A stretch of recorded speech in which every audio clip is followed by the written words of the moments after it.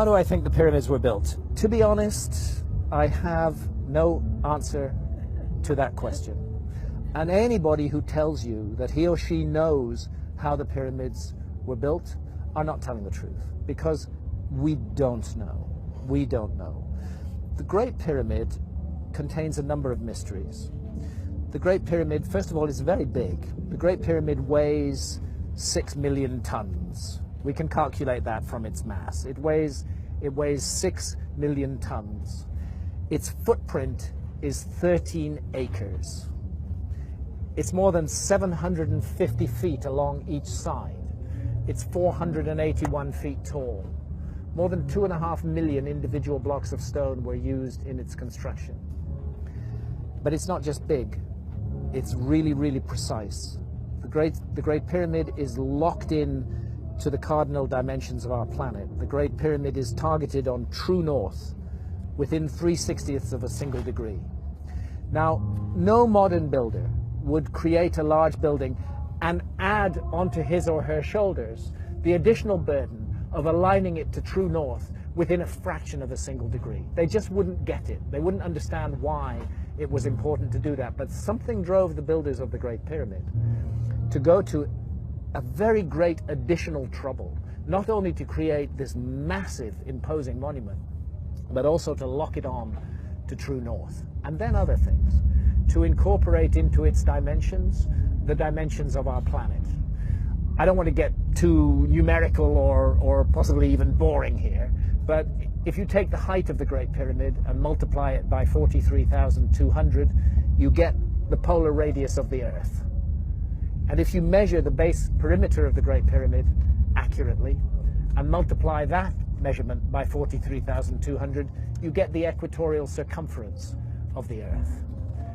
In other words, for thousands of years, through times, through dark ages, when human beings didn't even know they lived on a planet, never mind its dimensions, that monument has encoded and speaks out the dimensions of our planet on a scale of 1 to 43,200. And the scale is not random. The number 43,200 is derived from a key motion of the Earth, which is called the precession of the Earth's axis. The Earth wobbles on its axis very slowly at the rate of 1 degree every 72 years. And 43,200 is a multiple of 72.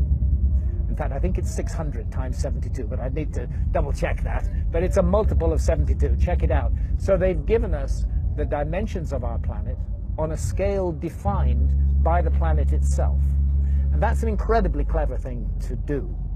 How on earth did they do it? Where did that knowledge come from? This is why I'm forced to consider the possibility of a lost civilization in the human story.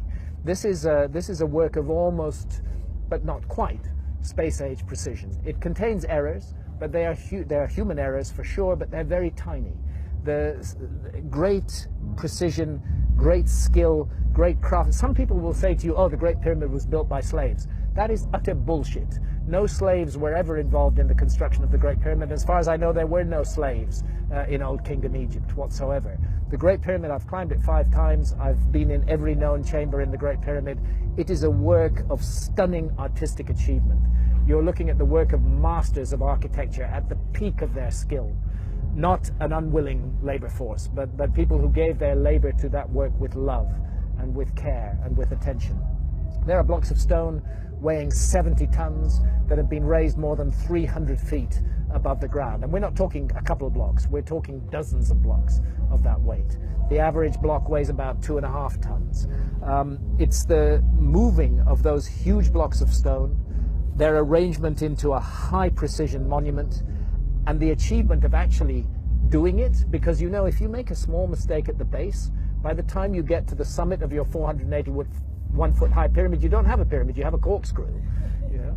They got it all right, and nobody today can explain how they did it, with the knowledge that is supposed to have been available in ancient Egypt, in the Old Kingdom, and with the tools that are supposed to have been available. And that's why I can't help feeling that we are missing some chapter from the human story.